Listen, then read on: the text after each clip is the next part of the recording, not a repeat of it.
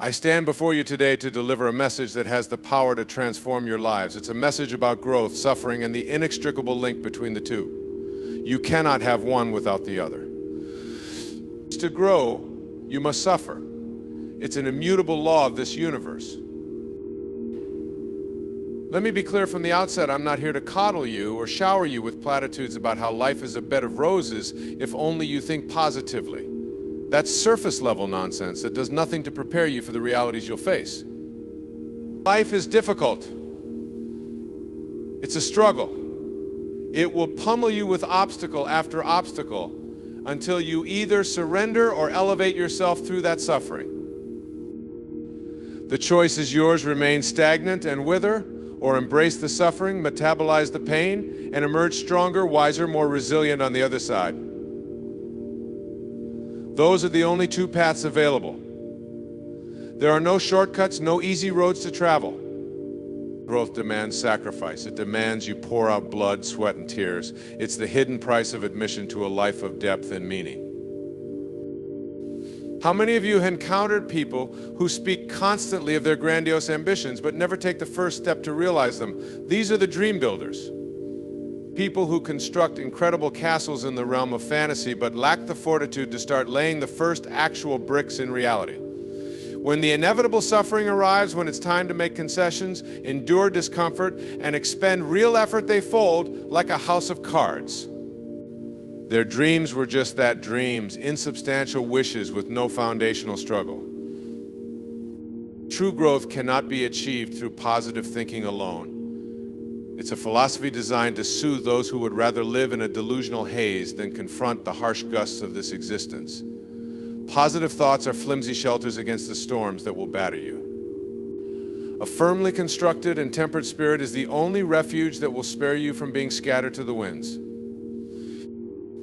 Do you have that kind of resilient spirit? One that's been forged in the crackling fires of sacrifice and suffering? One that doesn't just borrow ambition in short spurts, but assembles it through the grueling work of stretching beyond your limits day after punishing day? If not, I urge you to discover it. Unearth it from the hidden depths of your soul and bring it into this world, for it's the catalyst required to alchemize suffering into growth.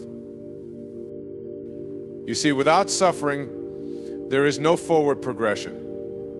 It's the manure that fertile minds feed upon to sprout the blossoming seeds of their potential. It's the weight placed upon you, yearning to be lifted through the struggle cessile exertion. Every salved wound is a callus of seasoned knowledge. Life will cut you, bludgeon you, try to break you at every turn. And it's precisely that trying tribulation that affords you the choice: will you be broken and stay broken?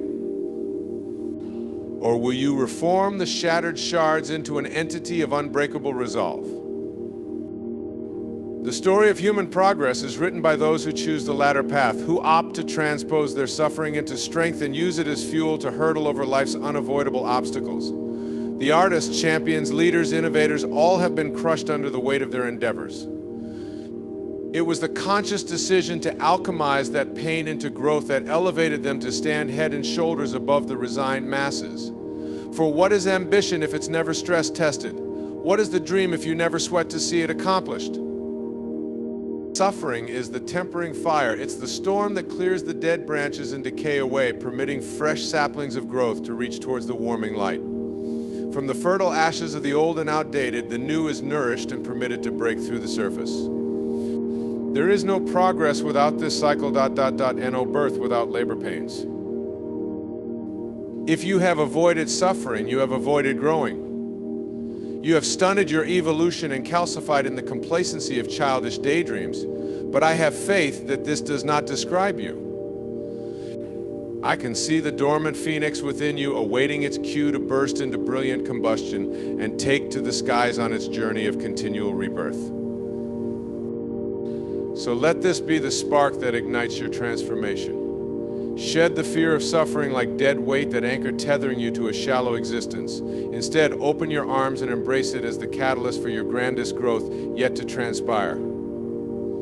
Use it as fuel to propel you upwards and outwards into uncharted territory. For in that expansion, in that searing immersion into the abyss, you will finally become adept in the ways of mastering whatever life throws your way. The fires that once threatened to consume your old self only serve to refine and strengthen the new, more sculptured version taking shape. Each trial is a tempering application. Each momentary agony is a baptism by fire to usher you into hardier incarnations. Haven't you suffered enough through stagnation, through succumbing to the path of least resistance rather than undertaking the struggle that spawns formidable metal?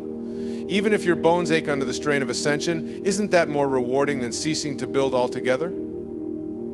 For in the former scenario, each panging step is edging you closer towards the summit. In the latter, you remain in the shadowed valleys, slowly decaying as potential putrefies into regret.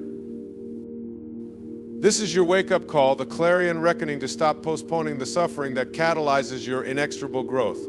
It's time to stop fearing the swollen hurdles and instead volunteer to leap over them with every fiber of your being. To view each impediment not as a detour, but as an opportunity to reinforce the chassis of your soaring ambition. I see the hunger burning in your eyes as I speak these words. The realization that suffering has been the hidden key all along, not an obstacle to resist, but the straight gate to walk through en route to your Everest of potential. How liberated you must feel to no longer evade the refiner's fire, but to step into its searing embrace with the knowledge that this is how diamonds are forged from codons of coal. Do not recoil from this new paradigm.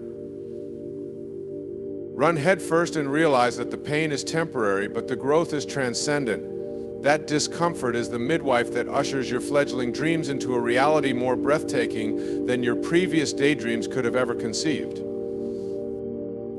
For those dreams were constrained by the old boundaries of your shrunken imaginations that were previously unwilling to consider just how far your wings could take you once suffering was permitted to strengthen them for the journey.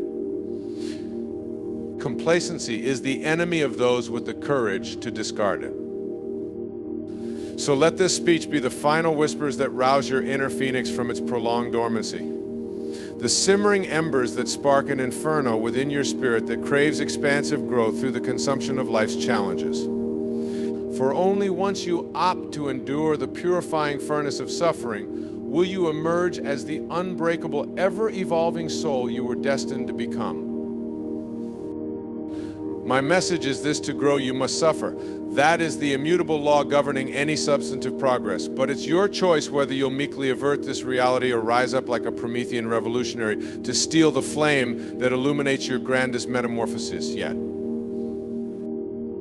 The path of optimal growth is lined with thorns, but the spectacular view at the summit eclipses the temporal anguish accrued during the climb. Are you ready to seize the struggle and start making your ascent?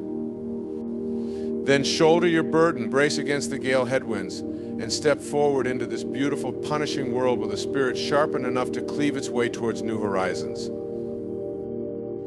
The choice is yours to grow through suffering, or remain the same through compliance. Choose wisely and don't settle for anything less than the most ferocious version of yourself permitted to take shape. For there's no greater tragedy than a life of unexplored potential strangled by an unwillingness to brave the hardships that gift-wrap greatness. To drive home this message, allow me to share a parable from my own life's journey of growth through suffering. It was several decades ago when I was a young man adrift in the turbulent seas of existence, grasping for anything to cling to that might deliver me to calmer waters. In those days, I had constructed a raft of spiritual beliefs and philosophies that provided temporary buoyancy whenever the waves threatened to pull me under. I studied the teachings of various cultures, immersed myself in religions from every corner of the globe, and built an eclectic patchwork of practices and rituals that seemed to offer answers. Or at least that's what I desperately wanted to believe at the time. But as is inevitable, the tides of life would rise and mercilessly crash against the feeble vessel I had constructed. With each cresting swell, more of my rickety creation was stripped away, leaving me exposed to the harsh elements once more. The more I flailed to reinforce my sheltering delusions, the quicker they disintegrated when put to the crucible of real-world application. You see, up until that point, my pursuit of growth had been grounded in theories and lofty ideals. I was a man quite fond of building ornate castles of thought, while lacking any true footings in the bedrock of demonstrated mastery. I had become a master of mental constructivism, but remained an abject novice when it came to the rigors of forging an actualized existence. It wasn't until the inevitable storms battered my shoddily constructed life that I began to recognize the difference between knowledge and wisdom, between philosophizing about growth ... and truly undergoing the metamorphosis that breeds a soul drastically upgraded in its resilience and capability.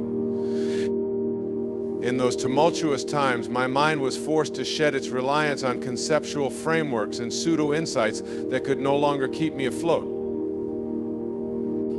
With each crashing wave, another illusion of the ego drowned until I was finally laid bare before the unvarnished truth I had attained knowledge, but was still an infant in the womb of wisdom.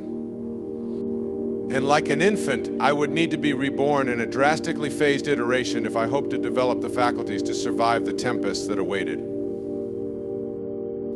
So you see, it was suffering itself that gifted me the blessing of plunging into the abyss and shedding the shackles of ignorance. By dismantling the scaffolding of falsity I had erected, the way was cleared for me to begin building an authentic structure founded on empirical insights rather than recycled platitudes. In those depths, I discovered the colossal difference between playing at the game of growth and actually advancing through its major levels, of which the latter demanded a full recalibration, a reprioritization of my entire being towards the work of true mastery rather than maintaining cozy illusions. It's a transformation that awaits anyone courageous enough to embrace the deconstruction process with open arms. For you cannot rebuild in an optimized architecture until the faulty pre-existing framework has been condemned and been condemned as unfit. This leveling is what opens the space for unprecedented growth to unfurl, just as the forest fire raises the undergrowth to permit future saplings access to sunlight. I had to lose everything before I could find myself. My descent into utter desolation was the stripping away of deeply ingrained falsehoods that prevented me from ascending to new vistas of wisdom and capability. When you hit rock bottom, there is nowhere to go but up a profoundly freeing realization for one previously preoccupied with carrying the dead weight of misaligned beliefs and habits. From that basis of absolute zero, I could rebuild atop an unshakable foundation ... one formed from the purifying ethers of suffering rather than the vaporous substance of navel-gazing and theory. I was reborn as something hardier and hungrier for the truth, awake to the importance of transmuting knowledge into wisdom through applied mastery. In the harshest deserts of my own making, I cultivated an adamant perseverance that knew no quit. Each fallen iteration was fuel for my next rise, a chance to study the flaws that precipitated my descent so as to reinforce the blind spots in subsequent ascents. I embraced the blessing of suffering without flinching, for it was the chisel that sculpted away the unrefined aspects to reveal something beautifully reformed in their wake.